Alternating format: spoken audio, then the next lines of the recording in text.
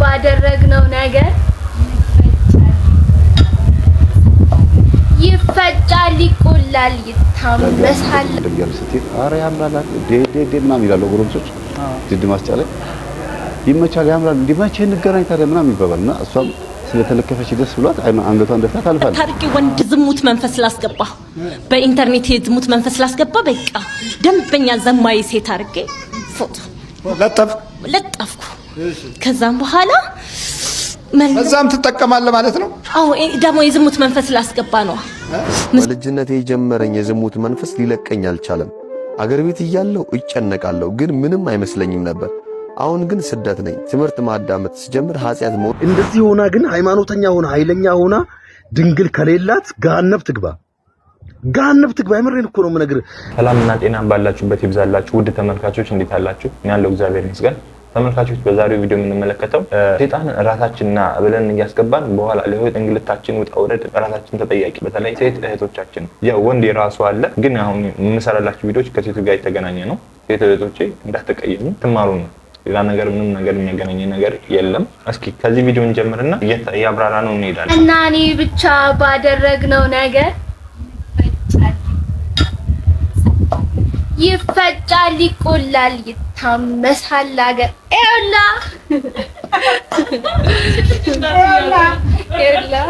የሚያዘርና ነው ግን በኋላ ደግሞ የሚያስለቅስ ህይወት የምንኖረው በእንደዚህ ያፌዝንበት ነገር በኋላ ዋጋ ያስከፍለናል አሁን ኖርማል ችግር የለም ውበት አለ በኋላ ዳር ውስጥ ይገባል በዚህ ንግግር በዚህ አቋም ሁኔታ ደግሞ ዳር ላይ ዋጋ የሚያስከፍለን እንደዚህ አይነት ነገር ተጠቂ እንሆናለን ለምን እንዳልኳችሁ ደግሞ እስኪ ቪዲዮውን እንመጣ አንዲት ሴት ዳጋው ደርገርስትይ አረ ያምራል ዴዴዴና ይላል ጎረምሶች ዲድ ማስጫለ ይመቻል ያምራል እንዲመቼ እንገናኝ ታዲያ ምናምን ይባባልና እሷም ስለተለከፈች ደስ ብሏት አንገቷን ደፍታ ታልፋለች ግን ተበላች በጉዳ ለምን እንድትበላ ሆና ነው አለባበሷ ዘውት ያለች ከዛ በኋላ በሚቀጥለው ቀን ሲጠይቃት እሺ ትላለች ለምን የዝሙት መንፈስ ከሱ ወደሱ አይጓል ጉዳ ሆኖ አለፈ በላት መጀመሪያ አያት ከዛ በኋላ ፈቃዱን እንድትፈጽምለት ሲጠይቃት ይሻላል ዓለማዊ ከሆነች ማትሰግድ ማትጾም ማትጸልይ ከሆነ የዚህ ጎረምሳ የዝሙት መንፈስ የቡዳ መንፈስ አስተናጋጅ ትሆናለች እና የቡዳ መንፈስ ብዙ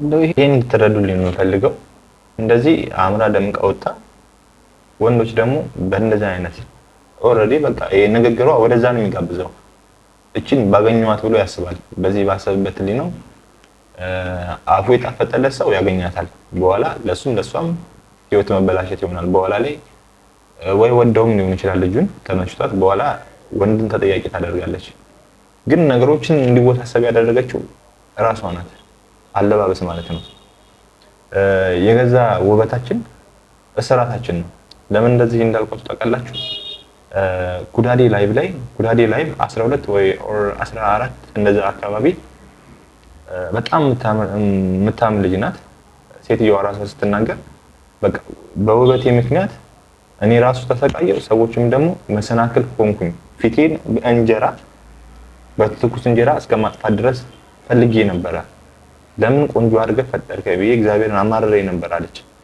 አብዛኞቻችን ደግሞ ለምን ቆንጆ አልሆንም ብለን እግዚአብሔርን እናጎረመርማለን ግን ደግሞ እንደዚህ የሚሉ እህቶች አሉ ከዚህ አንፃር እንተረዱ ነው የዝሙት መንፈስ በጣም ከባድ ነው ብዙ ዋጋ መስዋዕትነት ያስከፍለናል ምንድነው ህፃን ልጅ የሆነ እርቦትም ይሆናል ወይ ወተት ፈልጎ ሲሰጡት በፊት የሚያለቅስ ከሆነ ሲሰጡት ጸጥ ነው የሚለው ዝሙትን እስካላደረጋችሁ ድረስ ለስሜታችሁ ተገዥ ከሆናችሁ እንደዚህ ነው በቃ ዝሙቱን ካልተፈጸማችሁ ድረስ ሐሳባችሁ እዛ ላይ ተቆራጥ ሆኖ በኋላ ነገሩ ከሄደ በኋላ ጸጸት ማለት ነው እና ራሳችንን ህይወት የምናበላሸው ራሳችን ነን ያው እኔ የገባኝ ነው እንጂ የምናገረው አዋቂ ሰውኝ አይደለም ግን የተረዱትና ያመንኩበትን የገባኝ ነገር ነው የምነግራችሁ ማለት ነው ይራርገት ፔሽንት አስከፈትኳት ሚኒስከርት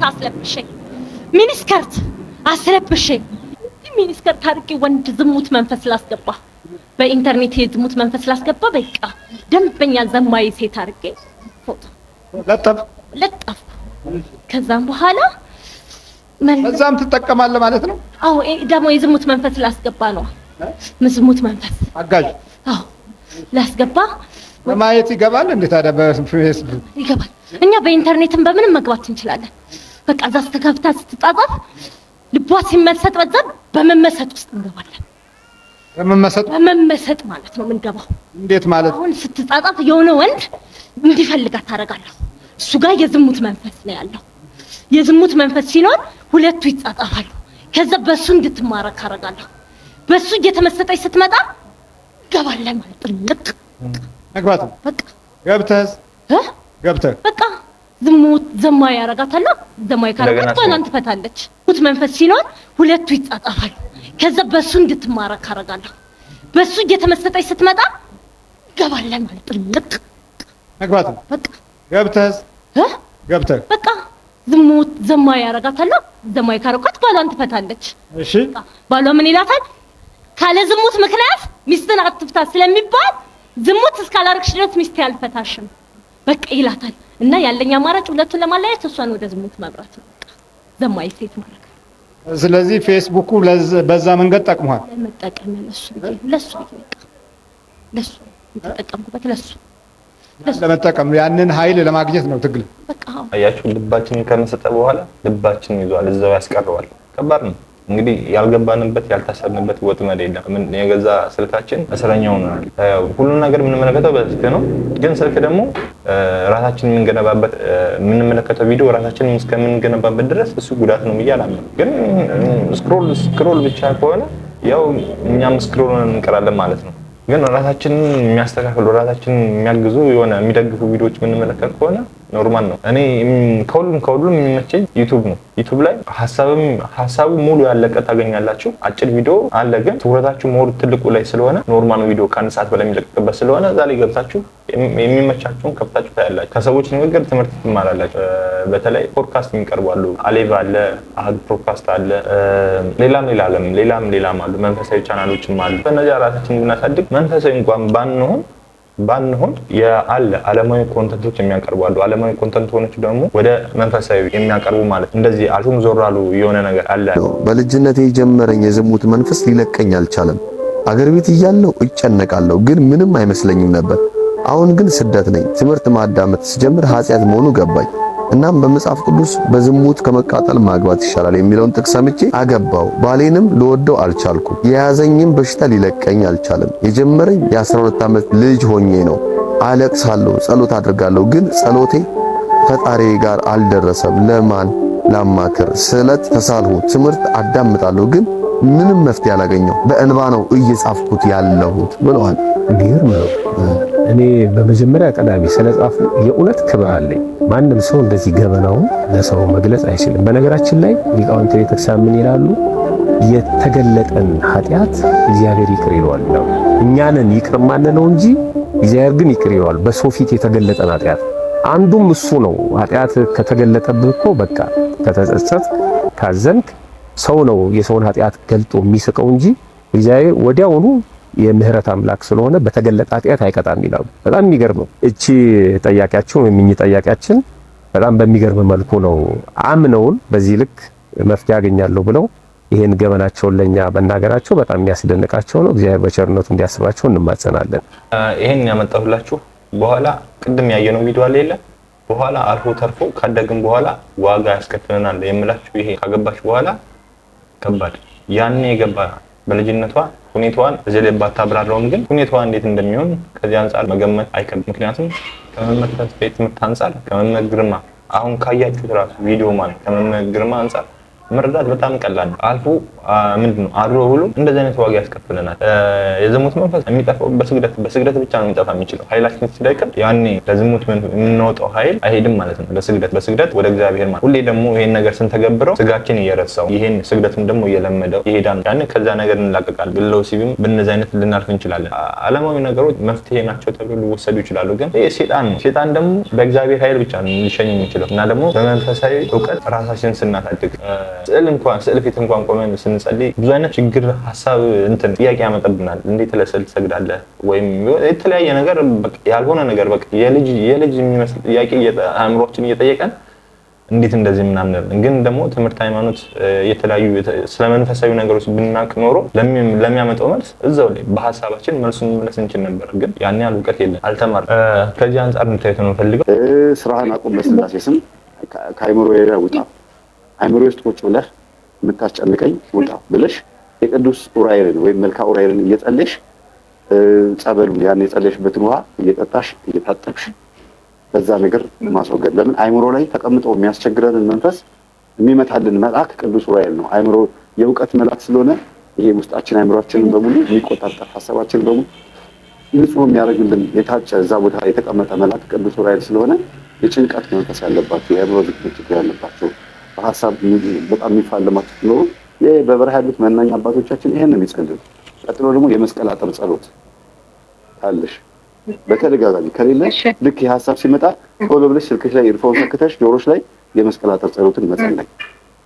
ሐጾረ ጸሎት የምትባላለች እሷን ደግሞ እንደው ከቻልሽ 21 42 ጊዜ ደጋግሞ ትንሽ ናት፣ አንድ ገጽ ናት። በራስሽ ድምጽ ትቀረጫትና ሐጾረ ጸሎት ትባላለች። የጸሎት መጽሐፍ መጨረሻ መሀል ላይ ነች። እሷን ደጋግመሽ እንዲሁም ደግሞ ድርሳነ ሚካኤል ድርሳነ ገብርኤል ብሎ ደግሞ አንዳንድ ገጽ ያለው ደግሞ አለ ትናንሽ ባለፈው ገጽ ላይ ብለህ ያቀረብከው ልጅ ስራ ቦታ ሆኜ ድርሳኖችን እጸልያለሁ ብሎ ሲል ሰምቼ እኔም ስራ ቦታ ቆም አድርጌ እነሱን አሁን እየጸለይኩ ነው። አሁን እግዚአብሔር ይመስገን በጣም ልጁ እንዳደረገው በየሰዓቱ እያረፍኩ ተቀረጭውና በኦዲዮ ጆሮች ላይ በኤርፎን ማዳመጥ ደግመሽ ራስሽን ድምጽ። ቀጥሎ ደግሞ እነዚህ የመላእክቶች ጸሎቶች አሉ። የአራቱ ካህናተ ሰማይ የዘጠኝ መላእክት የሚል ጸሎት አለ። ጸሎት መዝገበ ጸሎት ላይ እነሱን ደጋግመሽ ማዳመጥ ነው። ለምን በማንኛውም አይነት ነገር የሚመጡት የሚረዱን እነሱ ናቸው። ሰው በመላእክት የሚታገዝ ፍጥረትን ጭምር ነው እንጂ ብቻውን ራሱን ነፃ የሚወጣ አይደለም። መላእክቶች ያስፈልጉታል። ጠባቂ መልአክ ያስፈልገዋል። በእነዚህ ካልተከበብን ብቻችን አንችላቸውም። ቁሳዊና አቅሙም የለንም።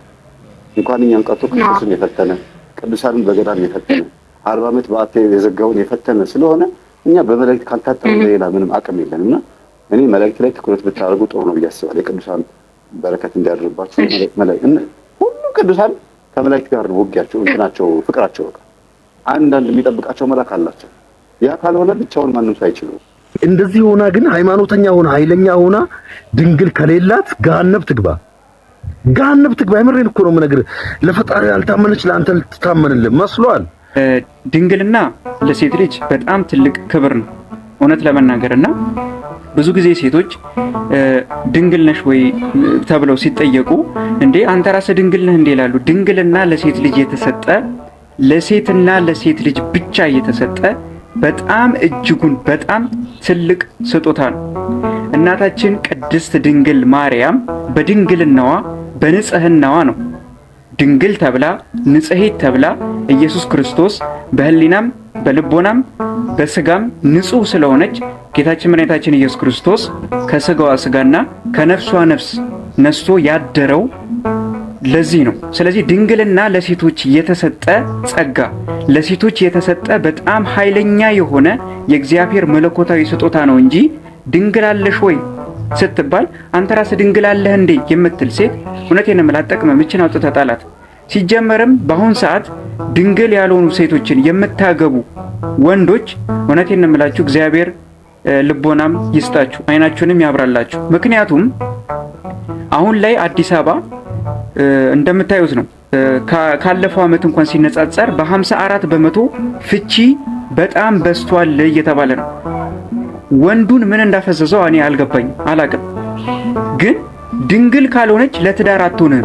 ድንግል ያልሆነ ሴት እንዳታገባ ብሎ የሆነ አይታችሁታል። ግን ደግሞ ድንግል እንዳይሆኑ ያደረጋቸው ማነው? ራሱ ነው። ራሳችን ወንዶች ነን። ድንግል እንዳትሆኑ የምናደርገው እኛ ነን። መቼም አንዳንድም አላችሁ ሌዝቢያን ሴቶች ራሳቸውን በራሳቸው ነው እንትን የሚተው ራሳቸውን በራሳቸው ድንግልናቸውን ይወስዳሉ። ከዛ ባለፈ ደግሞ እንደዛ እንኳን የሚያደርጋቸው ይሄን ራሳቸውን በራሳቸው እንኳን ድንግልናቸውን እንዲወስድ የሚያደርገው መንፈስ የቤተሰቦቻቸው ዛር መንፈስ ነው። ሴጣን መለያ ቀይሮ መጥቷል። እኛ አልገባንም እንጂ አልተረዳንም እንጂ እኛ አሁን ባለንበት ቴክኖሎጂ መሰረት እንደተረዳነው ሁሉ ሴጣንም ደግሞ ያን ነገር ትቶ ከኛ ጋር አብሮ ዘምኖ እዛ መሆኑን ትቶ እዚህ መጥቶ ከኛ ጋር ግብሩን እየወሰደ ነው። በአንድም በሌላ መንገድ በተዘዋዋሪ መንገድ ማለት ነው። ግን ደግሞ ድንግል ያልሆነ ሴት እንዳታገባ የሚል ነገር ነው። ግን ደግሞ ተጠያቂዎቹ ራሳችን ድንግል እንዳይሆኑ ያደረገው ራሳችን ነው። የሰማችሁትን ልቦናችሁ ላይ ያስቀምጥላችሁ። ከዛ ያተቀመጠውን ደግሞ እንዲሰራ ፍቀዱለት። የምትፈቅዱት ራሳችሁ ናችሁ። ሰላም ቆዩ።